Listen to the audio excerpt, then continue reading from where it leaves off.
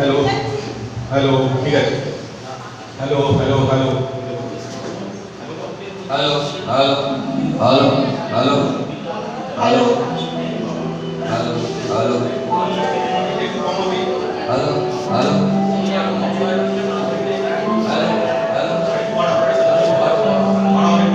Hello hello hello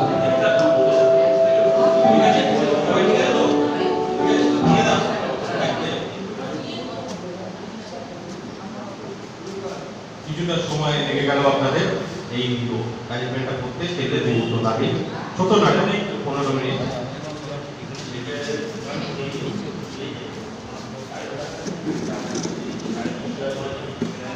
hello hello hello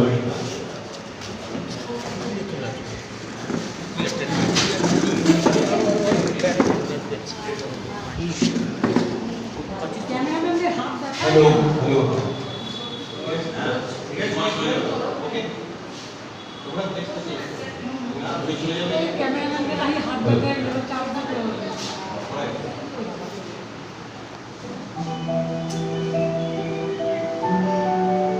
শুরু হচ্ছে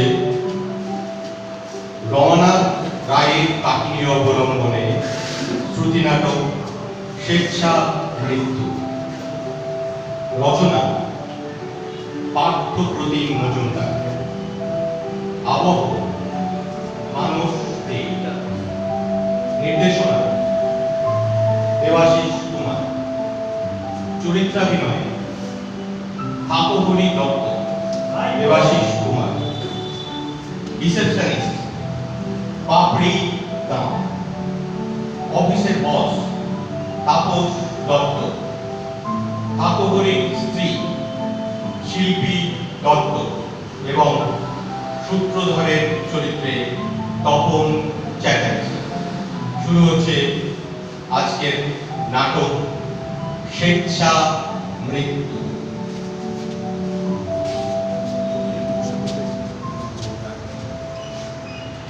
ঠাকুরমণি দত্ত নিরীহ ছাপোষা ও বেচারা সংসারের চাপে বিধ্বস্ত। অনেকদিন ভাবছেন এবার মরে গেলেই ভালো হয়, কিন্তু কিভাবে মরবেন সেটা বুঝতে পারছেন না। একদিন হঠাৎ কাগজে একটা বিজ্ঞাপন, আপনি কি মরতে চান?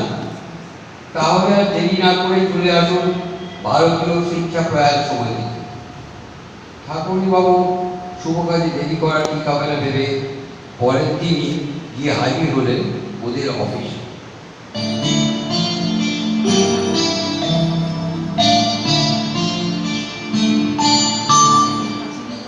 শুনুন, এই যে ম্যাডাম শুনছেন, আমি মরতে চাই।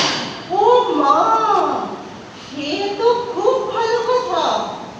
আমি না অনেক দিন ধরে মরার কথাটা ভাবছি, তাই আপনাদের অ্যাডভার্টাইজমেন্টটা চোখে পড়তেই চলে এসেছি। খুব ভালো করেছে। আর আমরাও তো মানুষ মারার জন্যই বসে আছি। আচ্ছা ম্যাডাম, আমার মরণটা হবে তো? মরণ? জন্মিলে মরিতে হবে। অমর কে কোথা কবে? সেই মরণ নয়, ও তো পরে। না না না না না, আমি এখনই মরতে চাই। আরে আমাদের উপর ভরসা রাখুন, দেখবেন হাসতে হাসতে মরবেন। যাক, এবার কাজের কথায় আসি। প্রথমে মরণ পত্রটা ফিল আপ করতে হবে। কি পত্র? আহা, আপনি যে মরতে চান তার অ্যাপ্লিকেশন ফর্ম ফিল আপ করতে হবে তো। ও বুঝলাম বুঝলাম। এবার নাম বলুন।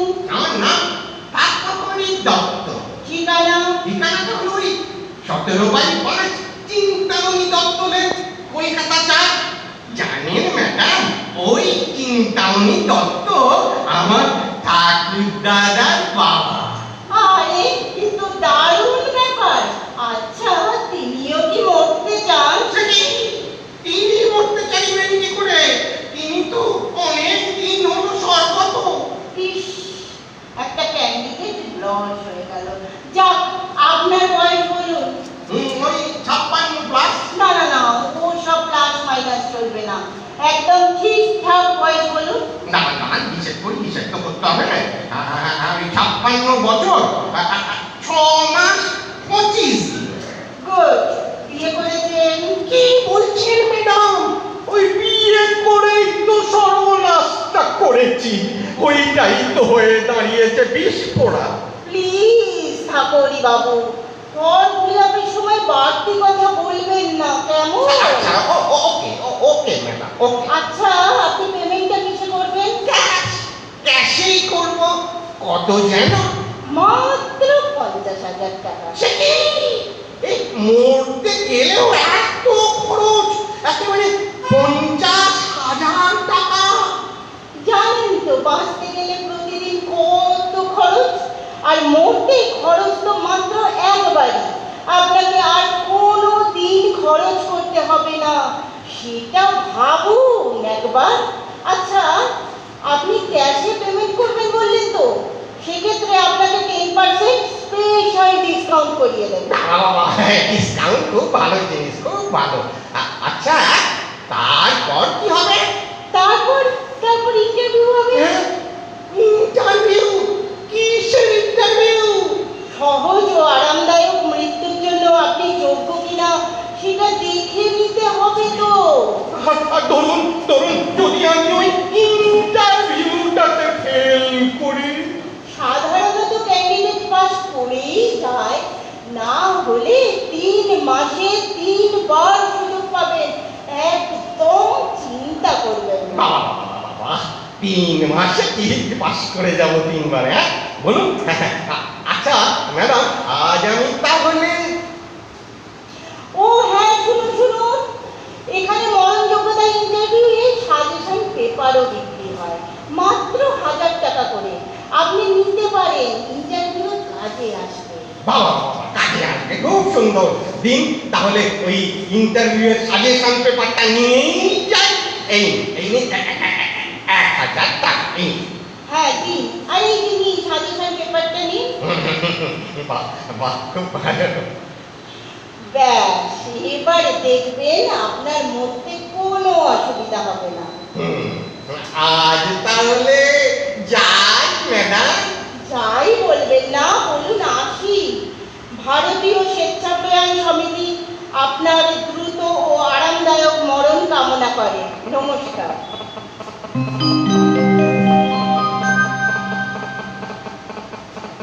যথাসময়ে ঠাকুরবাবুর ইন্টারভিউ হয়ে গেল। অনেক রকম ব্যাখ্যা দিতে হলো কেন তিনি মরতে চান। অবশ্য সাজেশনটাও কাজে লেগেছে। প্রায় 7 দিন পরে তার কাছে মেসেজ এলো যে তিনি পাস করেছেন। এবার আর তাকে পায় না। এখন তিনি মুক্ত, কাউকে ভয়